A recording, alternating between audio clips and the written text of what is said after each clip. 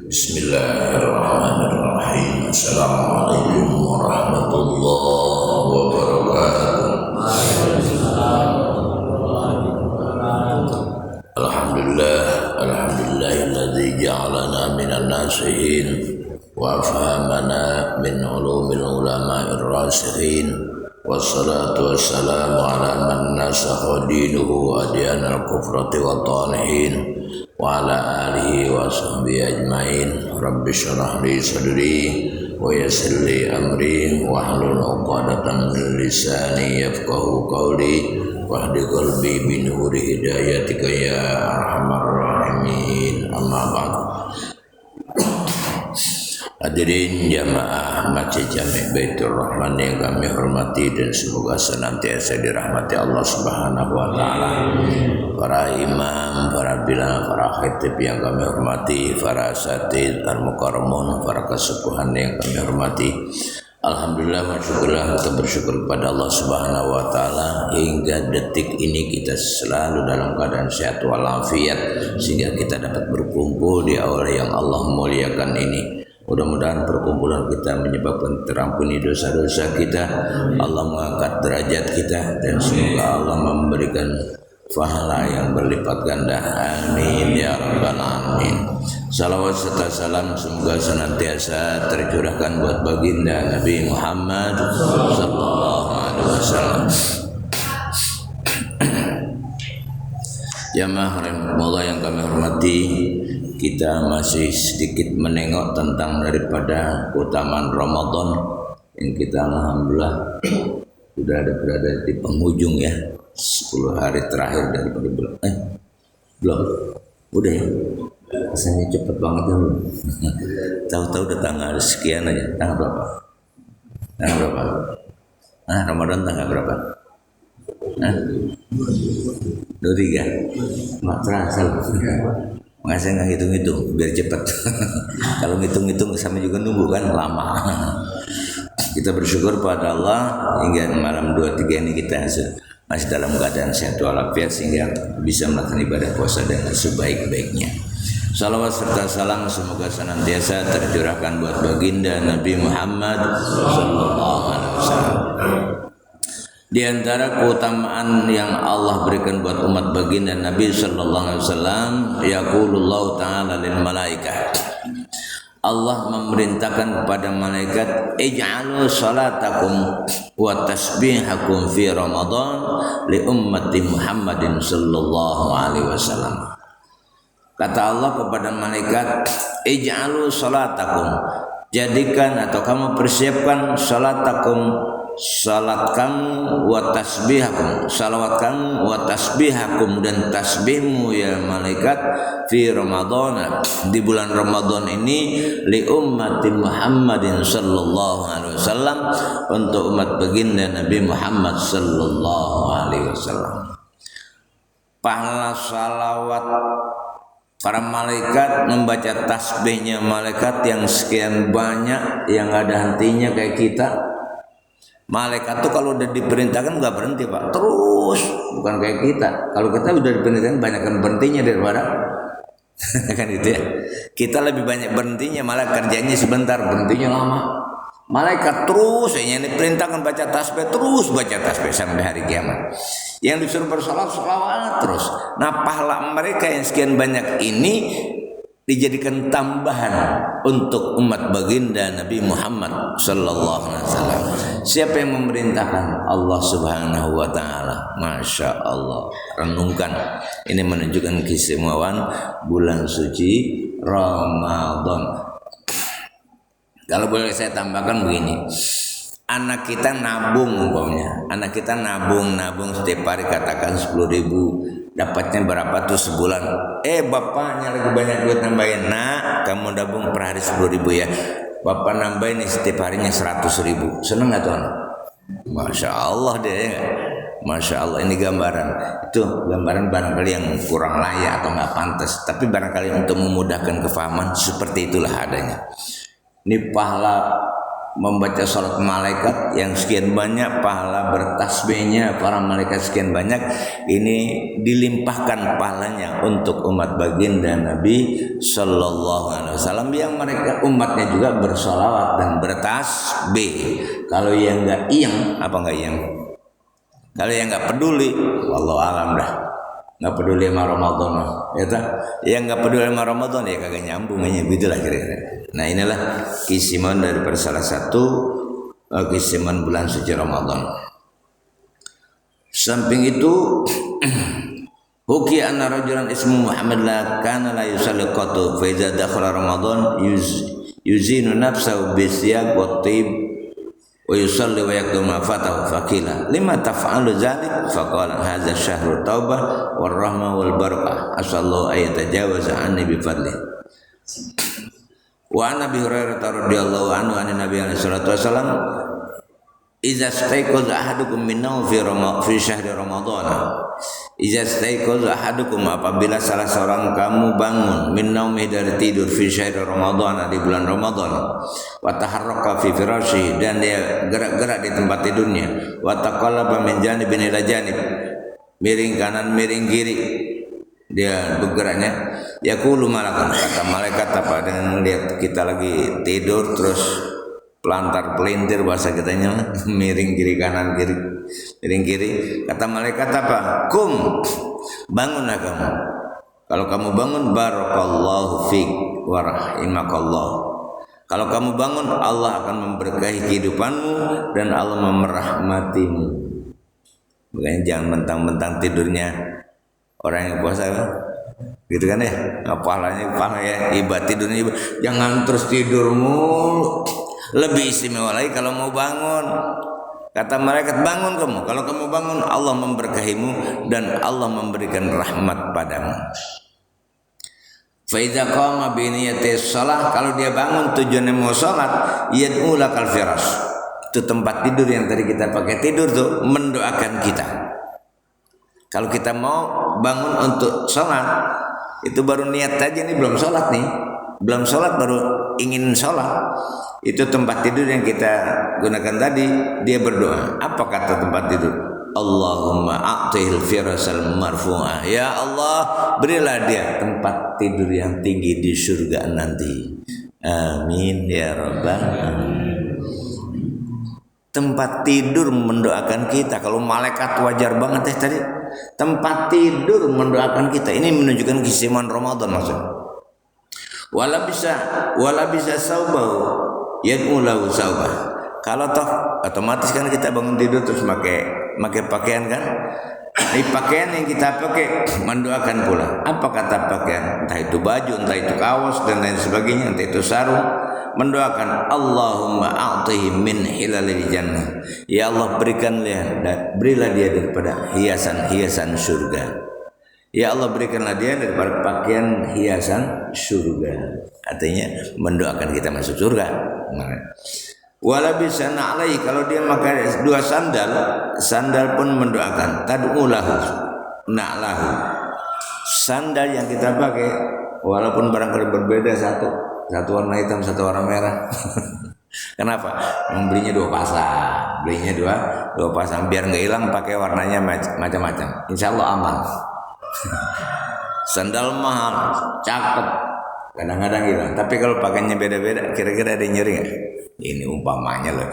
Walaupun beda-beda, itu dua sandal mendoakan. Apa kata doa? Kata sandal, Allahumma sabbit qadamai ala sirat. Ya Allah, tetapkanlah dia, mananya selamatkanlah dia pada saat dia melintasi jembatan neraka. Sandal yang kita pakai walaupun sandal jepit, walaupun sandal jepit mendoakan kita tuh, ya Allah ya Rabb, selamatkanlah dia pada saat dia melintasi jembatan neraka. Biar cepat. Wa idza tanawala ina yad'u lahul inahu. Kemudian peralatan yang kita pakai pun mendoakan Allahumma a'ti aqwabal jannah. Ya Allah berikanlah dia min aqwabil jannah, daripada aqwab itu kaukab. Aqwab itu mana semula cangkir, gelas atau peralatan. Berilah dia peralatan daripada peralatan surga. Wa idza tawaddaa yad'u lahul ma. Kemudian di saat kita wudu, air pun yang kita gunakan untuk wudu itu, entah itu yang ada di kolam, yang ada di keran, mendoakan. Apa kata air? Silakan. Allahumma tahhirhu minadz dzunubi wal khataaya. Allahumma ya Allah tahhirhu, bersihkanlah dia minadz dzunubi, dari dosa-dosa, wal khataaya, dan kesalahan-kesalahan. Air mendoakan kita dengan ya Allah bersihkanlah dia dari dosa-dosa, wal khataaya, dan kesalahan-kesalahan. Nah, dengan dosa inilah sebetulnya yang menjadi penghambat segalanya. Dosa itu yang menjadi penghambat segalanya. Karenanya dengan banyaknya kita mohon ampunan kepada Allah, dengan banyaknya amal baik yang kita perbuat, itu semua akan menyebabkan terhapuskannya dosa-dosa. Saya mengamati dari satu keterangan tentang sholat duha. Sholat duha itu kan kalau doanya kan minta rezeki ya. Doanya minta rezeki yang kalau toh dekat, kalau toh jauh dekatkan rezeki kita, kalau toh haram diganti dengan rezeki yang halal dan seterusnya. Kalau toh rezekinya banyak pun kita minta rezeki banyak yang diberkahi. Enggak berkah percuma, ya kan? Nah, sebetulnya dengan sholat duha itu berawal dari menghapuskan dosa-dosa, bukan langsung rezeki. Menghapuskan dosa-dosa dulu tuh. Setelah dosa banyak yang terhapuskan, baru Allah kasih rezeki kepada kita. Makanya jangan terus berpikir, gue udah seminggu gue sholat duha terus tapi kok gini-gini juga. Dosa ente masih banyak mas. Dosa ente masih banyak, dihapusin dulu tuh. Dihapusin dulu dosa-dosanya, baru nanti aku kasih rezeki. Kalau boleh saya gambarkan lagi begini, kita punya utang. Kemudian kita kerja sama majikan, kata majikan, udah gua gaji separuh dulu ya, atau sedikit dulu, karena utangmu banyak. Kalau nggak cara gini kamu nggak bisa bayar utang. Jadi gajimu 70% aku potong. Kejam gambaran ini. 70% aku potong dulu, buat apa? Untuk melunasi utang dulu. Sekian bulan, mungkin tergantung utangnya. Ada mungkin sekian bulan, ada mungkin sekian tahun. Udah bersih tuh utang, baru gajimu full nih aku kasih. Mana? Baru gaji kita tuh full dikasih. Jadi jangan kita berpikir sepintas, udah sebulan nih doa, sholat doa, malah bukan cuma 2 rakaat, 4 rakaat, bahkan 6 rakaat, kok masih ngene-ngene aja. Apa ngene-ngene? Kok masih gini-gini juga nih kondisi rezeki kok. Nah, ini kita pengertian dari amal baik semua dapat menghapuskan dosa lebih dahulu, setelah banyak terhapuskan baru ya. Kemudian, nah ini tadi keberuntungan orang yang berwudu, makanya rajin-rajin berwudu kita. Walaupun wudu kita belum batal, boleh-boleh saja wudu lagi. Kenapa? Karena itu membersihkan dosa tadi.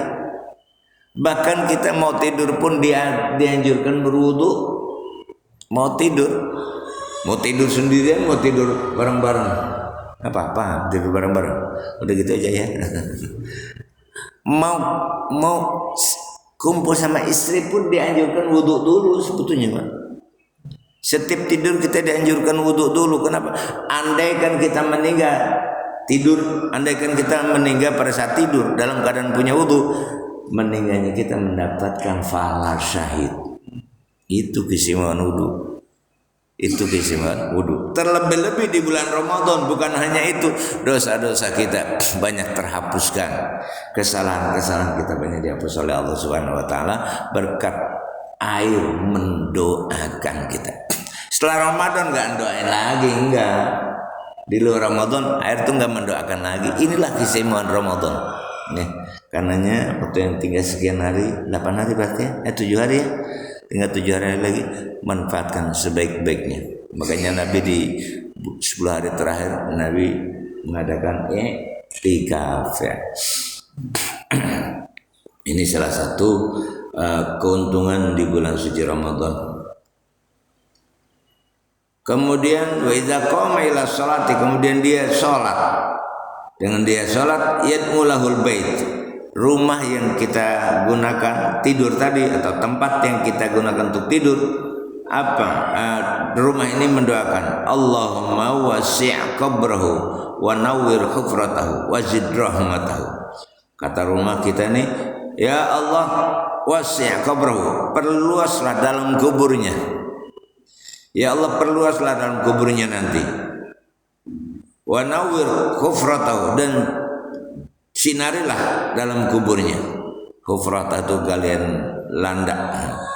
Intinya sinarilah dalam kuburnya. Wazid rahmatahu, dan tambahlah rahmatnya. Rumah sendiri mendoakan kita dengan doanya, ya Allah berilah keluasan dalam kuburnya, luaskanlah dalam kuburnya, dan berilah cahaya dalam kuburnya, dan tambahkan rahmat buat orang tersebut. Ini rumah mendoakan. Ini kalau katanya sama akal kagak nyambung kita. Nyambung nggak? Masa iya rumah bisa berdoa kan gitu tak?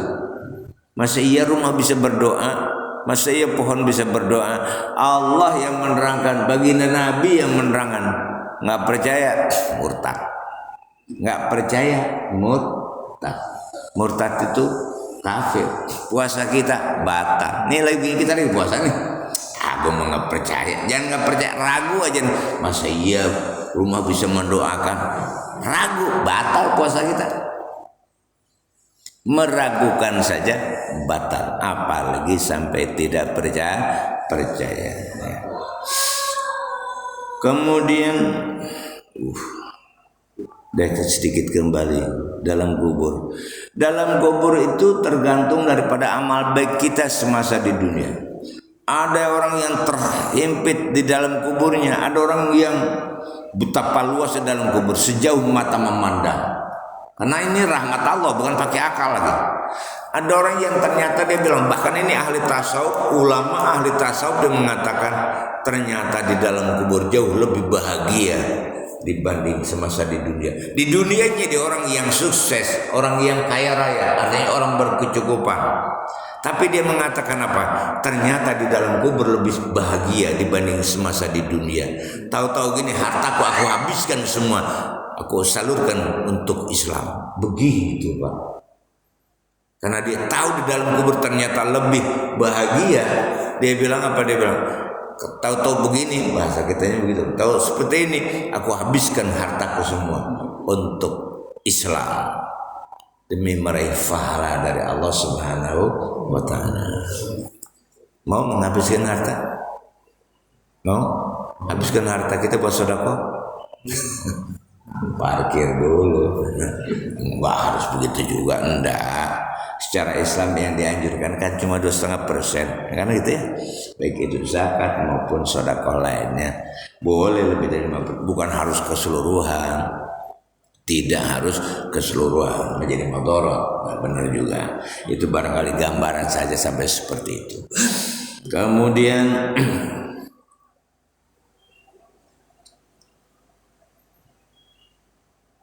wa yanzurullahu, dan ulangi, dalam kubur bisa lebih luas dari apa? Dia merasakan keluasan dalam kubur itu sejauh mata memandang.